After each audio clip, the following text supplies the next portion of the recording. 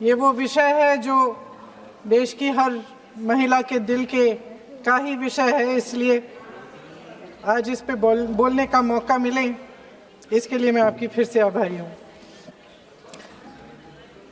इस विषय का एक छोटा सा बैकग्राउंड बताना चाहती हूँ, क्योंकि प्रधानमंत्री महोदय जी ने अपने भाषण में काफ़ी जिक्र किए कि किसने रोका, कैसे रोका, 30 सालों से कैसे ये निर्णय रोका गया।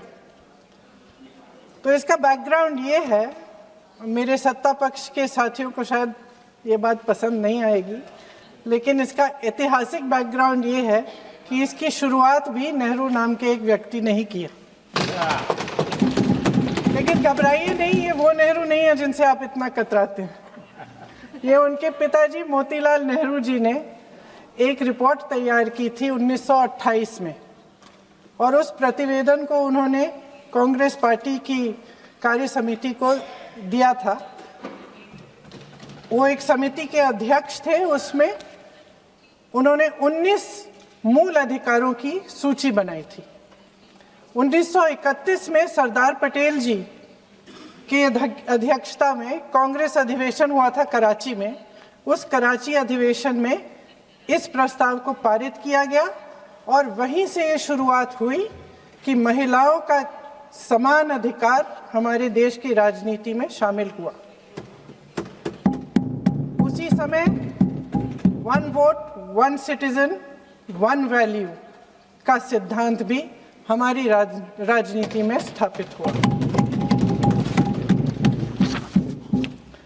आपको ताज्जुब होगा ये जानकर कि जबकि इस सिद्धांत की वजह से हमारे देश में महिलाओं को वोट देने का अधिकार आज़ादी के पहले दिन से मिला, अमेरिका जैसे देश में ये अधिकार उन्हें इस अधिकार के लिए 150 साल इंतज़ार करना पड़ा, संघर्ष करना पड़ा।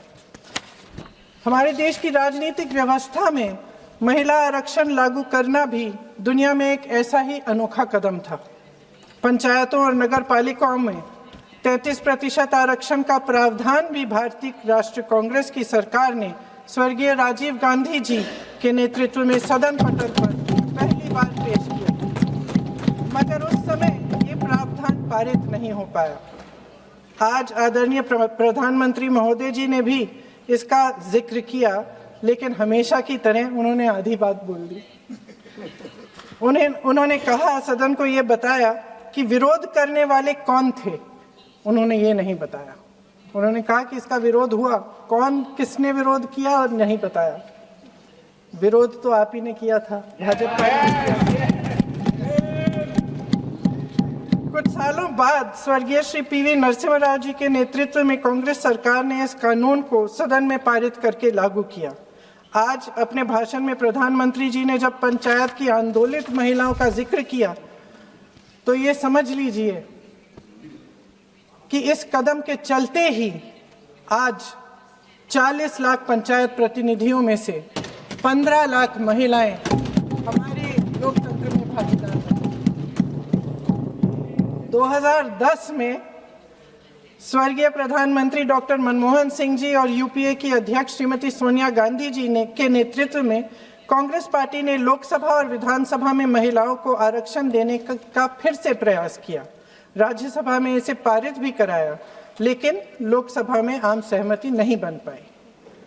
2018 में आदरणीय श्री राहुल गांधी जी ने मोदी जी को एक पत्र लिखा और उस पत्र में उन्होंने कहा कि ये महिला का जो आरक्षण है ये 2019 तक लागू हो जाना चाहिए।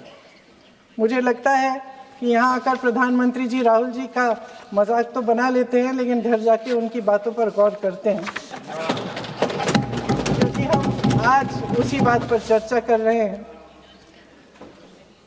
वैसे आज प्रधानमंत्री जी की बातों से ये लगा कि भाजपा ही महिला आरक्षण के चैंपियन, प्रस्तावक और सबसे बड़े समर्थक रहे हैं। इनके पूरे भाषण में यही बात थी, जबकि ये कह रहे थे कि इन्हें इसका श्रेय नहीं चाहिए। कोई भी महिला आपको बता देगी कि बार बार बहकाने वाले पुरुषों को महिलाएं झट से पहचान लेती हैं। और इस सावधानी बरत लीजिए, पकड़े जाएंगे। आखिर जब 2023 में राहुल जी के पत्र को पढ़ने के कुछ सालों बाद, हाँ, उसके बाद पढ़ लिया। आखिर जब 2023 में आदरणीय प्रधानमंत्री नरेंद्र मोदी जी की सरकार ने यह अधिनियम सर्वसहमति से पारित किया, तब भारतीय राष्ट्रीय कांग्रेस ने अपनी विचारधारा के अनुकूल इसका पूरा समर्थन किया। आज भी इसमें कोई शक नहीं होना चाहिए कि भारतीय राष्ट्रीय कांग्रेस महिला आरक्षण के पक्ष में डट कर खड़ी है और खड़ी रहेगी। लेकिन अध्यक्ष महोदय, सच्चाई ये है कि आज की चर्चा दरअसल महिला आरक्षण पर है ही नहीं। जो विधेयक के सरकार ने पेश किया है, उसका प्रारूप हमने पढ़ा, उससे पूरी चर्चा ही बदल गई है। उनकी सरकार के इस विधेयक का सार सुनिए। सबसे पहले इसमें लिखा है कि संसद में महिला आरक्षण 2029 तक लागू होना चाहिए। अब सहमत है। फिर कहा गया है कि इसे लागू करने के लिए लोकसभा सदस्यों की संख्या 50% बढ़ानी पड़ेगी। मतलब कि सीटों की संख्या 543 से बढ़कर 850 तक बढ़ाई जाएगी। और इन सीटों को बढ़ाने के लिए एक परिसीमन आयोग बनाया जाएगा जो 2011 की जनगणना को आधार बनाकर ये कार्य करेगा। ऊपर से इसमें कोई आपत्तिजनक बात नहीं लगती, मगर इसे गहराई से समझा जाए तो इसका असली मकसद उभरता है। वह राजनीति की बू जिसका जिक्र प्रधानमंत्री महोदय ने किया, वह राजनीति की बू इसमें पूरी तरह से घुली हुई है। दरअसल इसी सरकार ने महिला आरक्षण का जो विधेयक सर्वसहमति से 2023 में पारित कराया था, उसमें 2 चीजें थी जो इस विधेयक में नहीं है। उसमें लिखा था कि इसे लागू करने से पहले नई जनगणना और परिसीमन कराई जाएगी। अब अचानक क्या हो गया? मन बदल गया।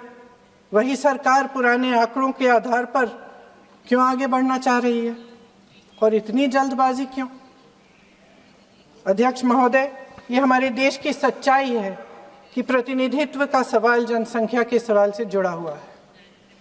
जब तक जातीय जनगणना नहीं होती, सभी वर्गों को उचित प्रतिनिधित्व नहीं मिल सकता। यह अनिवार्य है। ये सरकार 2011 की जनगणना पर आगे बढ़ना इसलिए चाहती है क्योंकि इस जनगणना में ओबीसी वर्ग की संख्या ही नहीं है।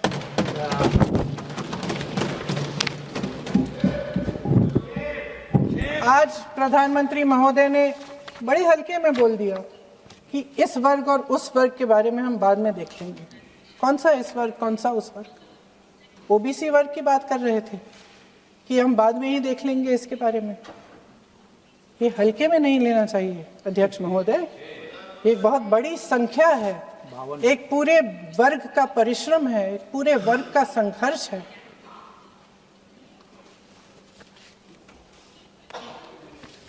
इसे टेक्निकल मुद्दा बता के उन्होंने अपना पल्ला झाड़ दिया। हम इनकी मांग कर रहे हैं, हम इनकी ज़रूरतों को आगे कर रहे हैं, हम कह रहे हैं कि इनको भी अपना हक मिलना चाहिए, और प्रधानमंत्री जी ने उसको एक टेक्निकल मुद्दा बता दिया। हमारे प्रधानमंत्री महोदय किस बात से घबरा रहे हैं? इसी बात से ना कि जब नई जनगणना होगी तो इस ओबीसी वर्ग के असली आंकड़े निकलेंगे और उसमें पता चलेगा कि ये वर्ग कितना मजबूत है, कितना बड़ा है, और उसके हक को कोई नकार नहीं पाएगा। 2011 की जनगणना को परिसीमन का आधार बनाकर प्रधानमंत्री जी ओबीसी वर्ग की ये हक छीनना चाहते हैं। उनके साथ एक बहुत बड़ा अन्याय करने जा रहे हैं। अध्यक्ष महोदय, कांग्रेस पार्टी कभी नहीं होने देगी। ये देश एक एक देशवासी का है, किसी एक का हक छीनकर इसे नहीं चलाया जा सकता। इस विधेयक में सिर्फ यह अभाव नहीं है, एक और खतरनाक अभाव है। संसद का 50% विस्तार प्रस्तावित है, लेकिन इसके लिए कोई ठोस प्रक्रिया के बारे में एक भी शब्द नहीं लिखा है। आश्चर्य की बात यह है कि इतने बड़े परिवर्तन के नियम क्या होंगे, कैसे किया जाएगा, इसके बारे में पूरे विधेयक में एक भी शब्द नहीं है।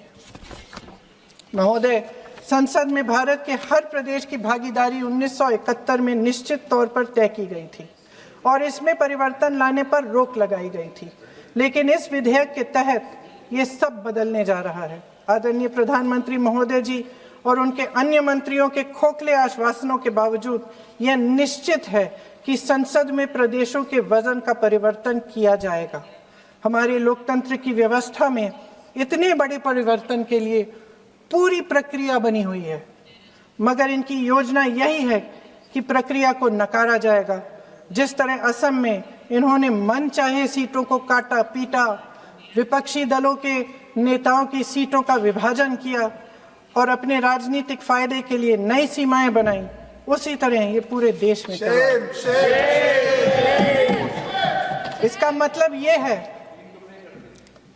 कि परिसीमन आयोग में सरकार द्वारा चुने गए 3 जने इस पूरे देश के प्रदेशों का वजूद, देश के लोकतंत्र में उनकी भागीदारी और उनका महत्व तय करेंगे।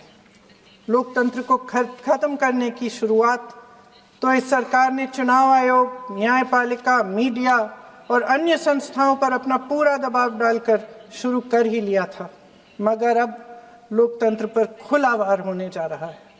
अगर ये विधेयक पारित होता है तो समझ लीजिए कि इस देश में लोकतंत्र खत्म हो जाएगा। अध्यक्ष महोदय, मौजूदा सरकार एक बार फिर इस देश की जनता की आंखों में धूल झोंकने का काम करके देश की अखंडता पर बहुत बड़ा हमला कर रही है। एक तरफ महिला आरक्षण की बड़ी बड़ी बातें, तो दूसरी तरफ गुप्त रूप से ओबीसी वर्ग का हक छीना जा रहा है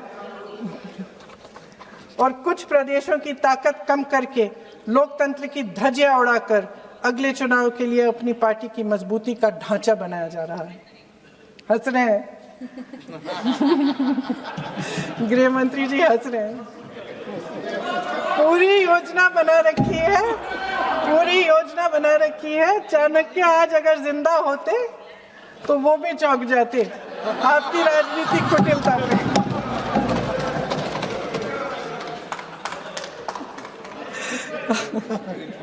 इन्होंने पूरी योजना बना रखी है। हंस रहे हैं, सहमत है मेरी बातों से।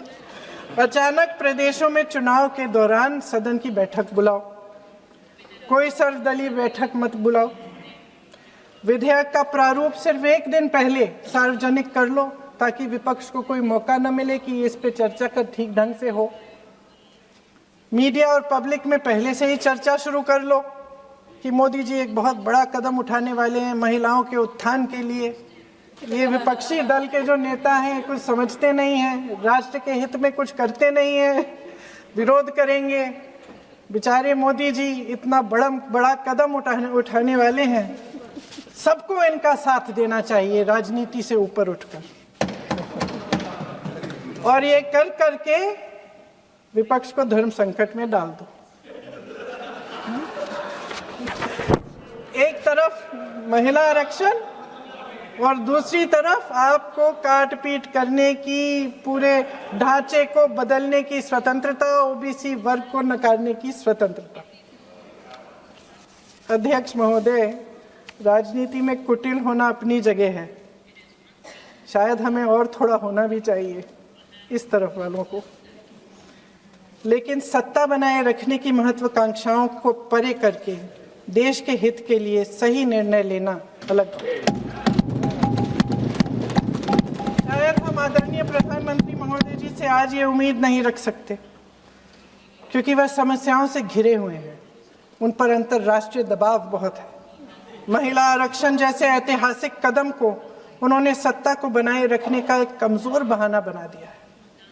जाति जनगणना को नकारते हुए एक ऐसी संसद बनाना चाहते हैं जिसमें सिर्फ अभिव्यक्ति और चर्चा का ही अभाव नहीं होगा, बल्कि पिछड़े वर्गों और प्रदेशों की समानता का भी अभाव होगा।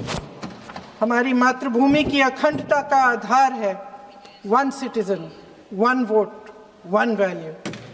अलग अलग राज्यों का दर्जा बगैर किसी संवैधानिक प्रक्रिया के तय करना इस अखंडता पर वार है।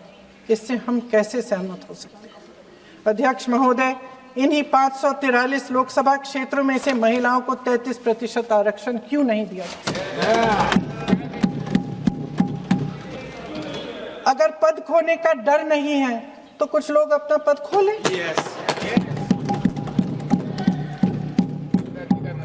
इसी में से SC ST का जो दर्जा है, SC ST में महिलाओं का आरक्षण 33% हो जाए, 1/3 आरक्षण हो जाए, OBC का भी उचित आरक्षण हो जाए, आज पारित हो सकता है।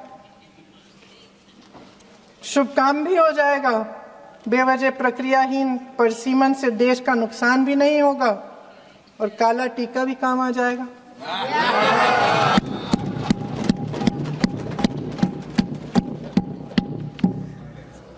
सदन की सर्वसहमति से देश के इतिहास में एक महत्वपूर्ण कदम उठाने पर आदरणीय प्रधानमंत्री महोदय जी का नाम भी लोकतंत्र का गौरवमय पन्नों में लिखा जाएगा।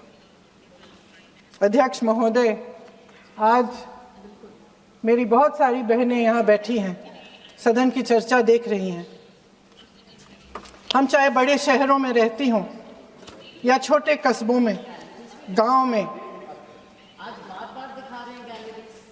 चाहे पढ़ी लिखी हों, कभी भी सभागृह की गैलरी की चर्चा नहीं करते सदन में। फोटो दिखा रहे हैं,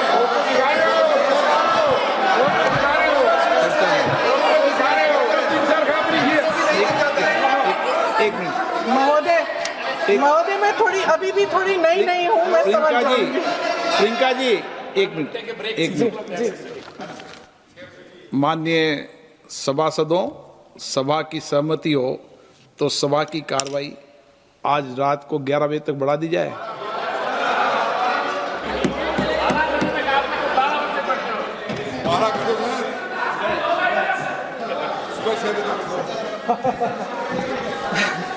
अध्यक्ष महोदय, हम चाहे बड़े शहरों में रहती हों या छोटे कस्बों और गांवों में, चाहे पढ़ी लिखी हों या हमने अवसरों की कमी का सामना किया हो, महिलाएं ही अपने समाज का बोझ अपनी दृढ़ता और मजबूत इच्छा शक्ति से अपने कंधों पर उठाती हैं।